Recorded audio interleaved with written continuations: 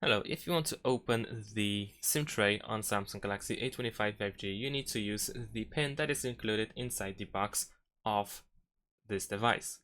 Once you have it, we need to take a look at the left side of the device, where over here we will find the SIM tray. Over here we have this hole. We need to put this pin inside this hole in order to open the SIM tray.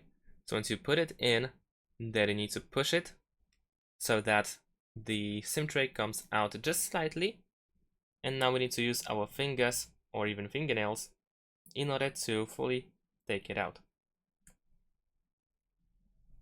And there we go. So over here, this is the SIM tray, and now of course we can use a SIM card and put it into the SIM tray. We have two SIM slots, whereas one SIM slot can be used for the memory card, for the micro SD card instead. And if you want to actually install a SIM card, then what you need to do is, ideally, you probably want to use a table and just match the slot of the SIM card and just use your fingers in order to put it in.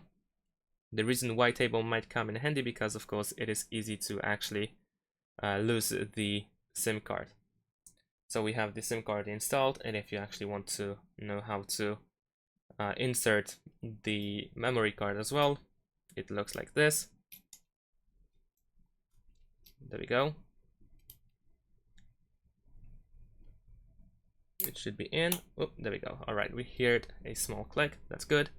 Then we are certain that the memory card is in. And if you actually want to use another SIM card instead, be careful not to drop and lose the SIM card because they are really easy to drop. The second SIM card goes in like this. So pretty similar way to the first SIM card.